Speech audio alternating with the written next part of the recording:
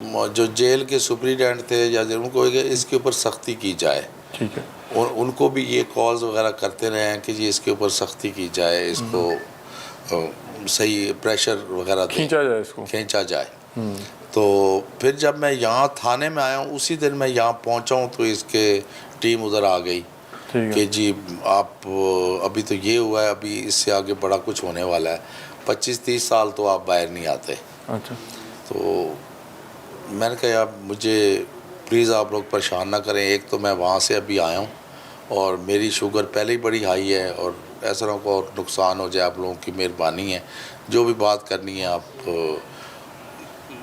या तो उनको कहें कि ख़ुद मेरे साथ आके बात करें, तो या फिर जो है ना सुबह बात कीजिएगा, भी मैं नहीं कर सकता। तो वो काफ़ी वो लगे रहे, बट मैंने उनकी कोई बात नहीं, मैं उधर जाके उनको कहा जी मुझे ठीक है। आपके बच्चों से भी फाइल लेने की कोशिश करते रहे? बच्चों से बहुत उन्होंने पीछे प्रेशराइज इनको भी किया, किसी के बंदे के थ्रू के फ़ाइल दे दें तो आपके जो है ना बच्चे जो है आपके अब्बू बाहर आ जाएंगे, नहीं तो उनको भूल।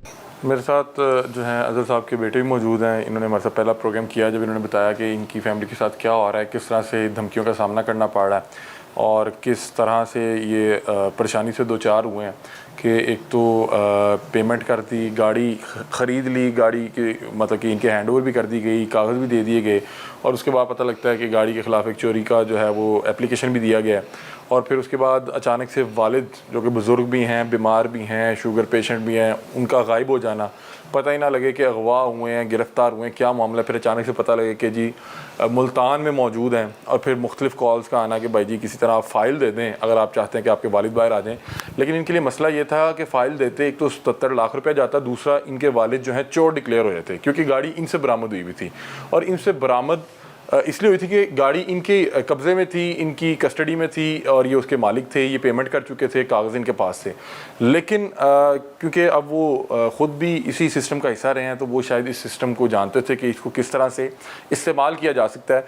तो इनके बेटे भी हमारे साथ मौजूद हैं, उनसे बातचीत करते हैं। जी अस्सलाम वालेकुम। वालेकुम सलाम। कैसे हैं आप? खैरियत से? अल्हम्दुलिल्लाह। खुश हैं जी? अल्लाह ताला ने सुकून दे दिया। बिल्कुल।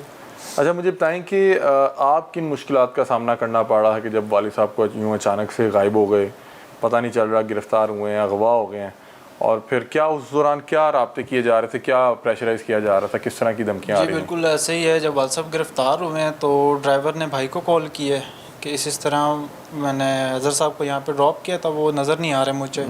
उसी दौरान थोड़ी देर बाद एडवोकेट साहब एक है उनके, जिनकी कॉल आ गई कि आपके वालिद साहब हमने अरेस्ट करवा दिए हैं, आपने अगर कुछ सेटलमेंट करनी है ये सारे मसले यहीं पे ख़त्म हो जाएंगे, आप फेज़ 5 आ जाएँ जिला आसांस के पास। भाई ने मुझे नंबर दिया, मैंने उनको कॉल की, मैंने कहा आप ऐसा करें मेरी बात करवा दें एक दफ़ा मेरे वालिद साहब से कि वो कहाँ हैं, वो ठीक हैं, जैसे भी हैं आप जैसे कि हम वैसे कर लेंगे।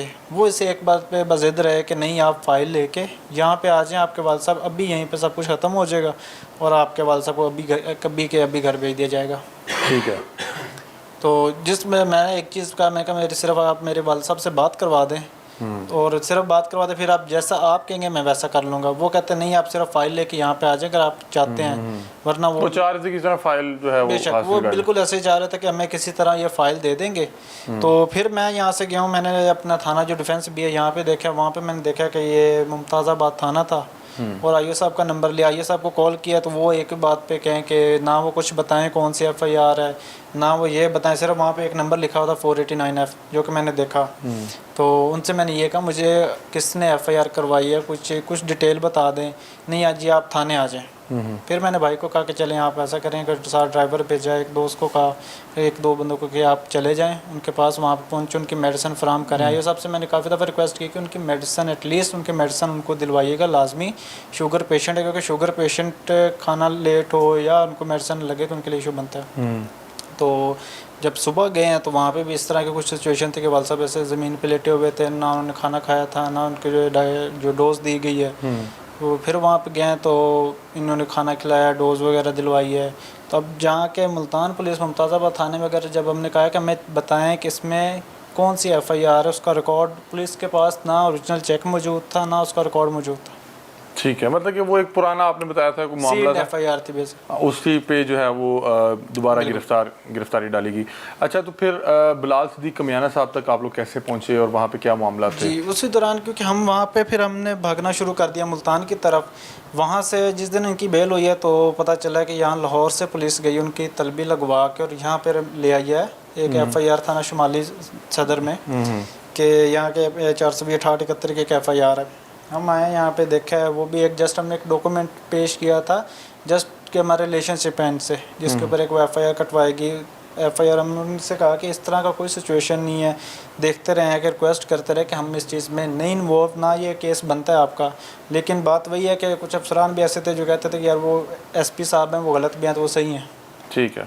तो फिर उसी दौरान वालिद साहब 420/68-71 का FIR नॉन बेलेबल FIR है, एक दिन में कभी नहीं होती, उसी थाने में मौजूद है और सुबह एप्लीकेशन होती है, शाम तक FIR भी कट जाती है वालिद साहब के ऊपर। फिर हमने जब देखा कि ये तो स्टार्ट हो गया और हमारे कुछ लोग जो कोर्ट में जाते थे, गाड़ी का क्योंकि केस चल रहा था वहाँ पे हमें ये कहा जाता था कि इनके बेटों का भी हमने बंदोबस्त कर लिया, वो भी 25-25 साल जाएंगे। और यहाँ पे आप ये FIR कुछ भी नहीं गया, आपके लिए और FIR बहुत रेडी हैं, तो आप लिहाजा फ़ाइल दे दें और मामला ख़त्म करें। ये वकला थाने में भी आके यही करते रहे, प्रेशराइज करते रहे हमें। अदालत बेसिकली मैं भी नहीं जा सकता था आगे से, ना भाई के जाने देते थे, कोई एक हम बंदा भेज देते या अपने एडवोकेट साहब से पूछ लेते थे कि हाँ जी क्या हुआ है, क्योंकि मैं थ्रेड किया जा रहा था। ये सब सिचुएशन के बाद फिर हमने अपने CCPO साहब को एप्लीकेशन दी। लाहौर अंका मैं शुक्रिया अदा करूँगा कि उन्होंने आवाज़ हमारे साथ स्टैंड लिया, हमारे साथ आवाज़ उठाई। CCPO साहब ने इस चीज़ का नोटिस लिया, हम सब पार्टीज़ को अपने पास तलब कर लिया अपने ऑफिस में। CCPO साहब ने सुना पार्टीज़ को और उन्होंने सख्त हदायत की कि मेरिट किया जाए और इंसाफ दिलाया जाए, उनके जो FIR हैं वो डिस्चार्ज की जाए, जो कि तकरीबन 4 FIR हो चुकी थी उस टाइम, एक मुल्तान वाली, गाड़ी वाली और 2 इसी थाने में। तो लिहाजा उन्होंने CCPO साहब का बहुत हम शुक्रगुज़ार हैं कि उन्होंने हमें सुना और हमें इंसाफ दिलवाया। ठीक है, और उसके बाद फिर आपके जितने भी मुकदमात थे वो खारिज हो गए? बिल्कुल। और फिर 1-2 दिन में गाड़ी की सुपुर्दारी भी आपको हो गई? ठीक है, अब आपकी गाड़ी आपके पास आपके हैंड ओवर हो गई? हमारे हैंड ओवर होगी तकरीबन, ये इससे 2 से 3 दिन पहले हमारे हैंड ओवर हुई है। ठीक है, और अब किसी किस्म का कोई परेशानी या धमकी या उसका सामना तो नहीं करना पड़ा? नहीं, ऐसे कुछ भी नहीं, अभी तक अल्हम्दुलिल्लाह सब खैरियत है। 1-2 जो हमारे मोहल्लेदार हैं, कुछ जो लड़के हैं इस किस्म के, उनसे पता सुनने में आया है कि साहब का जो SP साहब है उन्होंने कहा है कि इनकी सारी जो है एक्टिविटीज़ उसकी मुझे रिपोर्ट दो, इनकी कमज़ोरी मुझे दी जाए। तो फिल वक्त हमारे साथ अभी इस टाइम कुछ नहीं है। CCPO साहब का बहुत हम शुक्रिया अदा करते हैं कि उन्होंने हमारी बात सुनी है। अल्लाह पाक उनको ऐसे इंसाफ करने की तौफीक अदा करते रहें। लाहौर अंका हम शुक्रिया अदा करते हैं, मरीम नवाज़ साहिबा CM पंजाब का शुक्रिया अदा करते हैं जिन्होंने हमारे साथ स्टैंड लिया, हमें इंसाफ दिलवाया।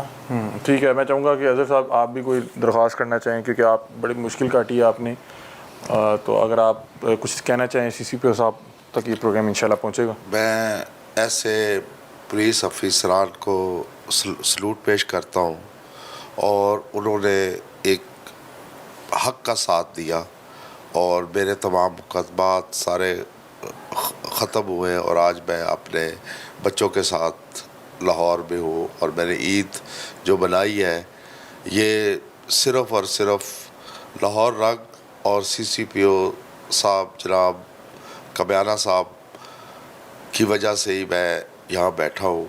नहीं तो जिस तरीके से ये स्टार्ट शुरू हुआ था, ये इसका एंड मुझे बड़ा लंबा नज़र आ रहा था, लेकिन अल्लाह का शुक्र है कि और हमारी आवाज़ ऊपर तक गई और उन अफसरान ने इसके ऊपर मेरिट किया और हक़ का साथ दिया।